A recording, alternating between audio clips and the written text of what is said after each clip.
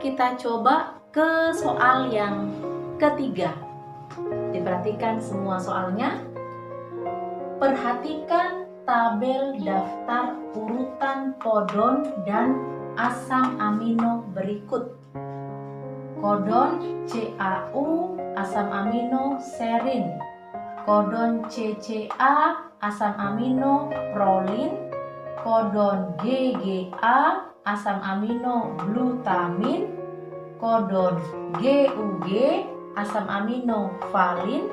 Kodon GCC, asam amino alanin.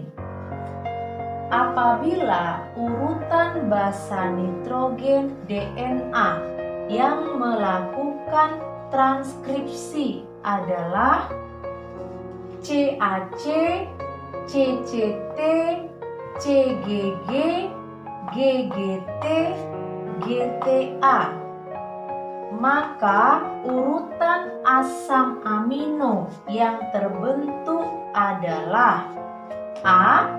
Serin, valin, glutamin, alanin, prolin. B. Valin, alanin, glutamin, serin, prolin. C.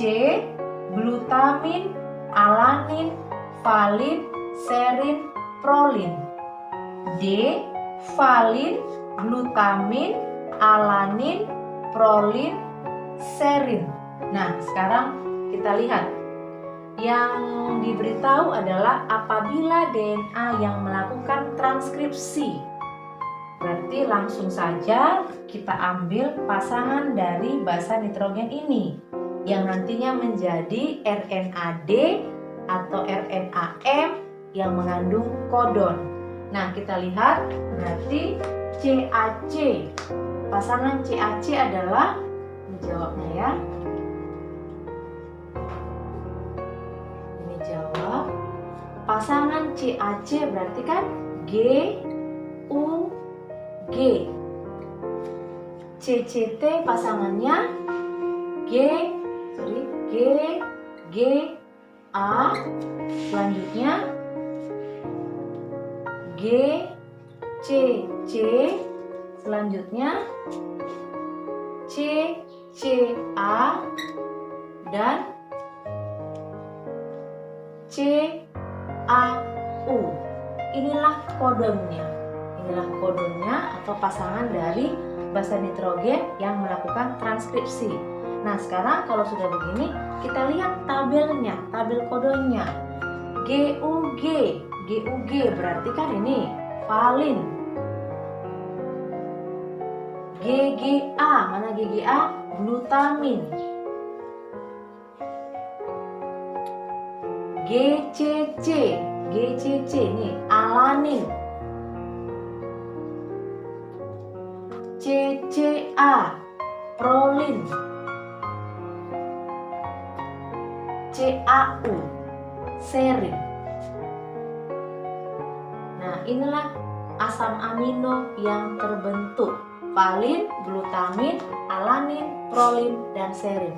Kita lihat di dalam option adalah jawabannya adalah D. Nah, itulah untuk soal yang ketiga. Semoga dapat dimengerti. Kita ambil soal sekali lagi ya, satu soal lagi yang terakhir. Terima kasih. Kita ke soal yang selanjutnya. Coba semua diperhatikan. Berikut ini tahapan sintesa protein. 1. RNAT membawa asam amino yang sesuai dengan kodon. 2. Asam amino berderet-deret sesuai dengan kodon. 3. RNAD meninggalkan inti sel menuju ribosom. 4. DNA membentuk RNAM. 5. RNAT bergabung dengan RNAM di ribosom. Urutan tahapan sintesa protein yang benar adalah A. 1, 2, 3, 4, 5. B. 2, 3, 4, 5, 1. C.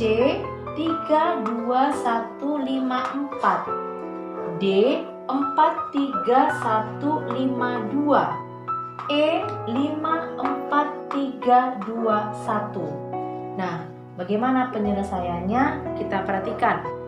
Kita ketahui proses sintesa protein itu terdiri dari dua proses umum, yaitu transkripsi dan translasi. Yang pertama, transkripsi. Arti transkripsi adalah DNA mencetak RNA M atau RNA D di dalam nukleus. Berarti kita lihat yang manakah itu? Oke, nomor 4. DNA membentuk RNA M, berarti ini nanti kita buat sebagai nomor 1. Nah, setelah itu RNA D atau RNA M yang membawa kode ini akan keluar dari nukleus menuju ke ribosom. Kita lihat apakah ada? Oke, nomor 3. RNA D meninggalkan inti sel menuju ribosom, berarti ini kita buat nomor 2. Kemudian bersamaan itu dari dalam sitoplasma akan bergeraklah RNA T ke ribosom yang membawa asam amino sesuai dengan kodon. Nah, sekarang kita lihat berarti RNA T membawa asam amino yang sesuai dengan kodon. Berarti ini kita buat untuk nomor 3. Nah, selanjutnya apa yang terjadi? RNA T bergabung bersama RNA D di dalam ribosom. RNA D kan kodon, RNA T antikodon. Keduanya akan bergabung.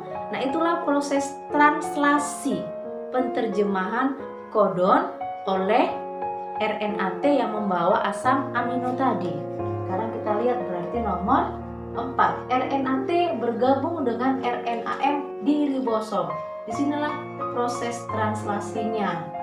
Selanjutnya, setelah itu asam amino yang terbentuk akan berderet-deret atau akan kita bilanglah berurutan sesuai dengan urutannya dan membentuk protein. Berarti kita lihat asam amino berderet-deret sesuai dengan kodon.